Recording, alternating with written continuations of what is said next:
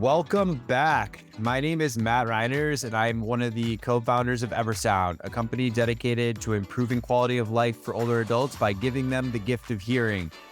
Today, I'm joined by Dr. Diana Sowers, an audiologist who's been practicing for more than 25 years.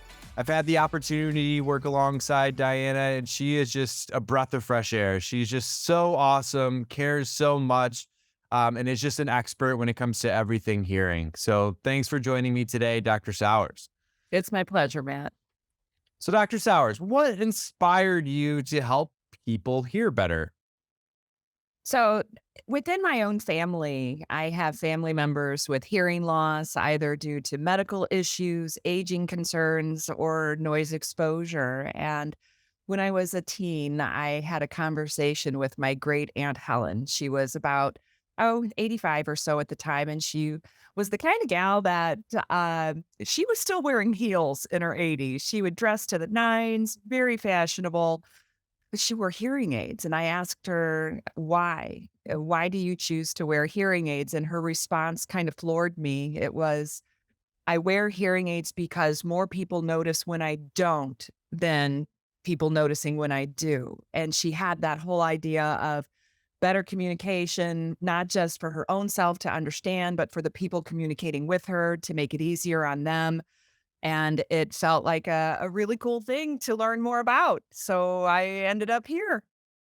Yeah, I think we all have got someone like those ants in our lives that have kind of pushed us one way or another. Um, Now, what facts or statistics about hearing loss that you think the general public should know about that they might not? One of the things that I often talk about, and it's especially in relation to our seniors, is that 80% of people over the age of 80 have some degree of hearing loss. And that is an astounding statistic on its own. But if you add to that, people with untreated hearing loss will have at least a doubled risk for getting dementia. That completely floors me. So, one of the things that you have to keep in mind is the more hearing loss that you have, the greater your risk for dementia becomes. And knowing that 80% of our seniors are at that risk for at least double the amount of dementia, it's a hard fact to swallow. Um, Other facts that I think are important for the public to know include 1 out of 5 people that would benefit from wearing a hearing aid actually wear one. Some of that statistic is often reflected back to the total cost of hearing aids, but that's not always the culprit. Some of it has to do with care and maintenance of hearing aids. And if you can imagine having this electronic device, which could feel overwhelming if you're not very encompassing of technology, or just the sheer fact that it's very tiny and maybe a challenge to care for independently, you could be dependent on others for help with it. And that also reduces the number of people that are wearing hearing aids. I do think that other statistics that would be of value include treating hearing loss is one of the ways that we are learning will offset cognitive decline. And 19% is a number to keep in mind.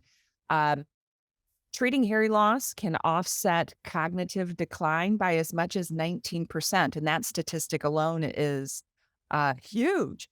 One of the other statistics that I found interesting was they did this cognitive testing on older adults, and they found that those with treating hearing loss at the time of the cognitive test scored 3% higher. So they did a test without any hearing assistance.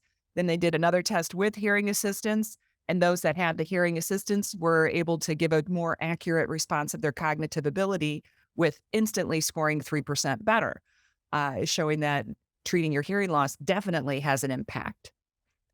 When we're looking at our total global impact of hearing loss, the Center for Disease Control estimates that each individual with hearing loss costs society in their lifetime up to $297,000 Wow. in additional expenses. Yeah, exactly. So, some of those expenses are due to additional community assistance, extra time required working with the hearing impaired, Your difficulty finding employment opportunities for those with hearing loss. Kids with hearing loss also up the cost when they're in the school system. So adding all of that together over a lifetime is big bucks for not treating that loss. And to round out the statistics, I would like to also share that the CDC says that hearing loss is twice as prevalent as cancer or diabetes. And everybody I know knows somebody that has had either cancer or diabetes, has that within their family, and a hearing loss is twice as prevalent. You know someone with hearing loss. Wow. And here I thought I knew everything about hearing loss, and I just learned some new things there as well. You had mentioned some of the negative things that were coming out of hearing loss about the associated risk of developing dementia. And I'm curious, like, what other outcomes have you seen that are tied to hearing loss, whether that's medical outcomes or just quality of life outcomes? It definitely has an impact across a lot of attributes involved in your life. It also is something that we need to consider looking at the entire lifespan, not just in our elderly population. We tend to associate hearing loss with the elderly, but it does happen for children and adults. There's even a rise of teens with hearing loss due to noise exposure and overuse of electronic gadgets. For our kiddos that have hearing loss, it impacts their life in such a way that they're much more likely to be held back a grade if they have any level of hearing loss, even if it's only in one ear. So, repeating a grade and getting held back is an issue associated with hearing loss. In addition to kiddos that are born with a hearing loss, are likely to have additional medical issues present, not just their hearing loss. When we look at the workers' world, people that have hearing loss are more likely to have difficulty finding a job, difficulty keeping a job, and difficulty finding a job of value, one that has a high enough pay level. We're also looking at people that have hearing loss as having an increased level of fatigue. There was this great study that came out more than a few years ago that showed people in the workforce with hearing loss were more fatigued at the end of their day than those that didn't have hearing loss because they're working their tushies off to be able to hear and process what's being said. And this workload impacts our older adults as well. And I know we're going to talk a little bit more about that today. What we've learned in the past 20 years, though, about how hearing loss impacts our elderly population, one of the things that we've had a lot of focus on is the relationship between the ear and the brain. So, if you can imagine, the ear itself is always open, it's open for business all the time. If you think about our vision, it's not. We get the opportunity to blink, we close our eyes when we go to bed. Our vision is turned off throughout the day and we get a break. Our ear is never off. It's always craving that stimulus. And that's that relationship between the ear and the brain. If that stimulus decreases, either through, hearing loss, ear impacted with wax, or aging process, any of those things that can create a hearing loss, we're now sending less stimulus to the brain. And just like any body part that doesn't get used, what happens? It begins to atrophy. And there are other studies out there that show the actual physical size of the brain changes in people with hearing loss to be smaller. Smaller brain, less activity, increased risk for dementia, increased risk for falling, increased risk for social isolation, all of these things that are impacting your total wellness impacts your overall quality of life and life expectancy. Not only do the studies link hearing loss to social isolation, we are looking at those people that are socially isolated as having a higher morbidity level. So it increases the likelihood that you are not going to stay on this earth as long as you may like if you have all of these issues compiled together. Yeah. Yeah, it's one of those senses. I feel like, it's I think the general public just kind of knows the bare minimum. It's like someone, if they have hearing loss or not, but don't really understand all of the negative consequences that Oh, yeah. associated to it. Yeah. It not only impacts the person with the hearing loss, but it impacts the family members as well. Yeah. And I remember seeing something somewhere where someone was like, well, hearing loss, of course, isn't a person, but it can define someone. And everyone kind of knows that that person has hearing loss. And it's, kind of puts them in that bucket, unfortunately, that sometimes has that negative stereotype. One of the reasons why my Aunt Helen wore those hearing aids is she didn't want to be put in that bucket. She wanted to be able to use her hearing to the best of her ability and not Yeah. be identified by it. Yeah, absolutely. And so we had kind of like touched on it a little bit here, but how is hearing loss impacting like residents specifically living in senior living? So I know we've talked about total wellness and how that impacts a person's, day-to-day living. But what we really haven't talked a lot about is how it impacts a person living in senior living's ability to maintain their independence and how it affects their cognitive load. And those two things kind of work together.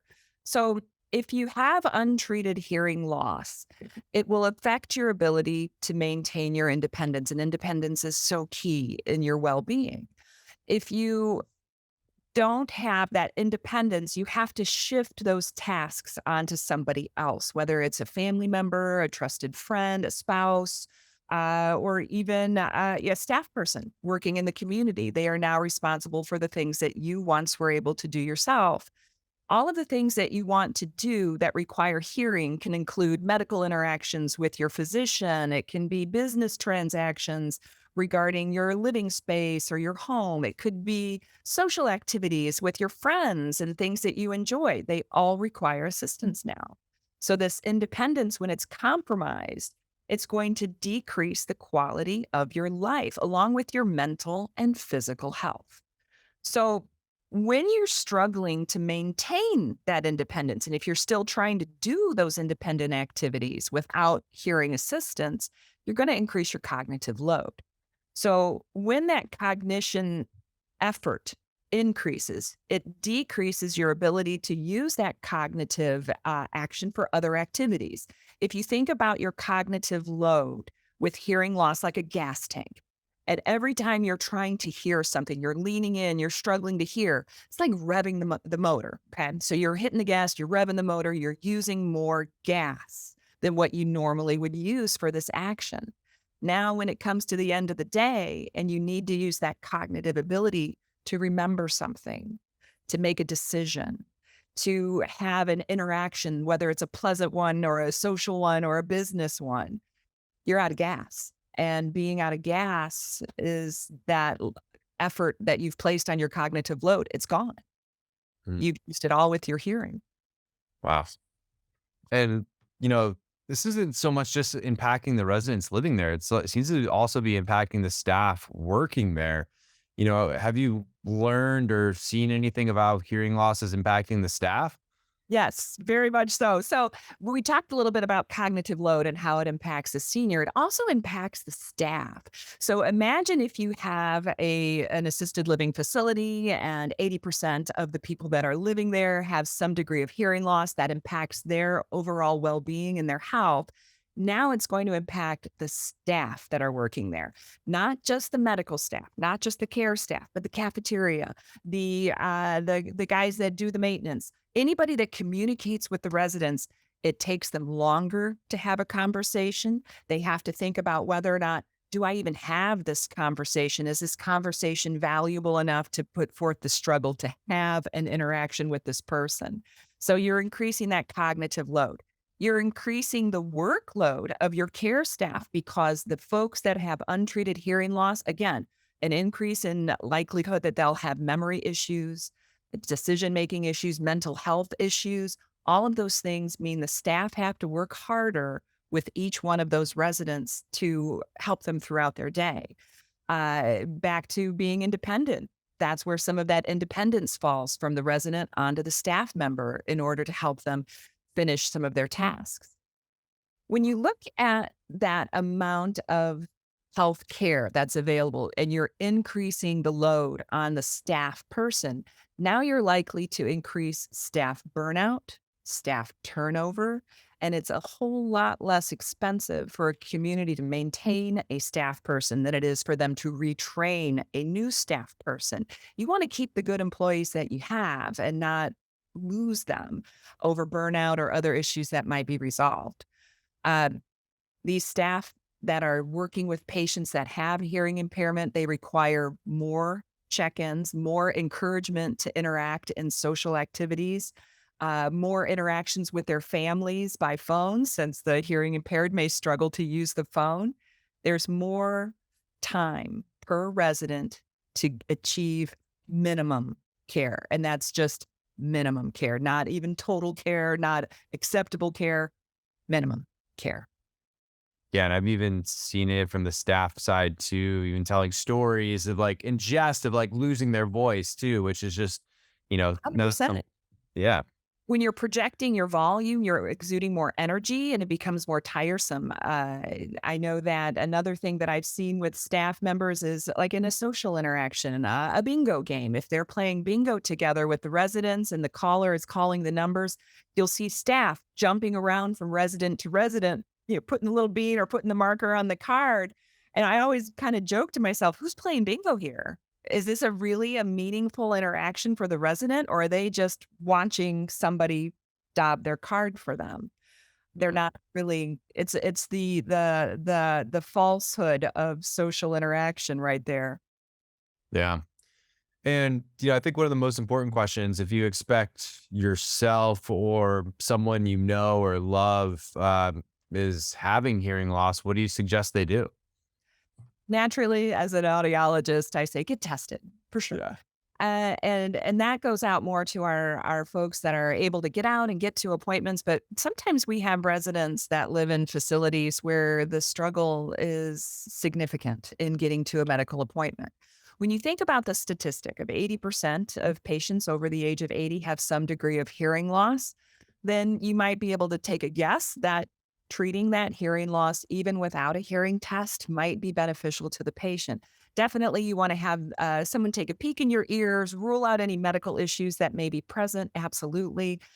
There's nursing staff on site that might be able to do that for you. But when it comes to what should you do with this person, I think that you want to be open minded.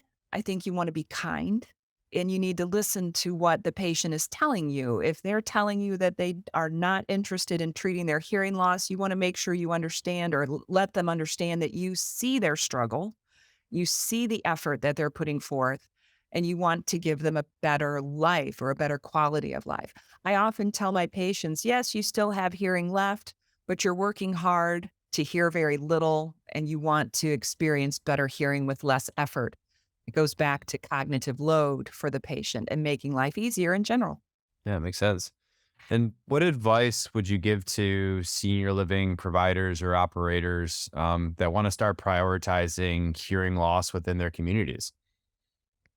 So, usually, the first line of defense when we see a patient that has a hearing loss is we automatically think, okay, hearing aids are a solution.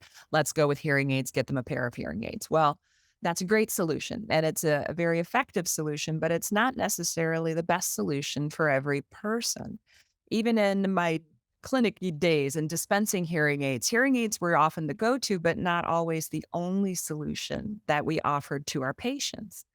Um, I think I would go beyond prioritizing just hearing loss, but looking at the total package. You have to consider social engagement, total wellness, and look at it as a complete and total package instead of just looking at hearing loss as an isolated problem or solution to come to.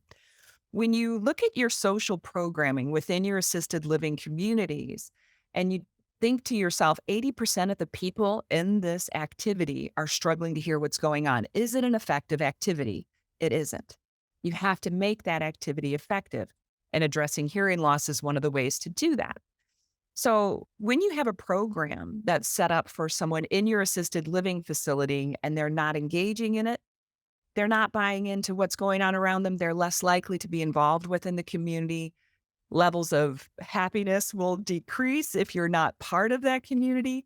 I think that if you can get the resident to be totally engaged, and you can do that through other assisted listening activities, including Eversound's wireless headphone set, it's a fantastic option to help massive groups of people hear what's going on around them without having to have a lot of skill or a lot of training. It's an easy, fix to a problem that is clearly present for everyone. I think that engaging the staff using headphones with residents is likely to help reduce burnout and turnover and reduce the workload for somebody who is hopping from bingo game to bingo game. Now they're able to sit back and at least observe more and interact on a better level as opposed to quickly running past and daubing each of the cards as they fly by. I think that engaging your staff as well is very important. In all of your different assisted living communities, you have annual training for CPR, you have bloodborne pathogens, disinfection training, all of these other very important health related issues. But we don't see communities that provide annual training to say, who has a hearing loss? What do you do if this patient has a hearing loss? How do you get help for this person? And I think having that sort of interaction and training with your staff would be beneficial. Offering to residents a monthly club for people with hearing loss to get together and talk about solutions to problems and provide support to each other is also another opportunity that's worth looking into. I think that having a local hearing care provider partnered with your community to provide ongoing care or services or training is another way that you can promote services, or even finding a dedicated staff person within your community and calling them a hearing ambassador. Give them some training on how to correct hearing issues, how to help clean a hearing aid or put a hearing aid in a person's ear that is struggling to do those skills. I think that having those things in your back pocket will make you a better community when it comes to treating hearing loss. Yeah, I love that. Well, thank you so much for your time today, Dr. Sowers. That was so much great information and just golden nuggets within there. So thank you. I appreciate you, and we'll talk to you soon.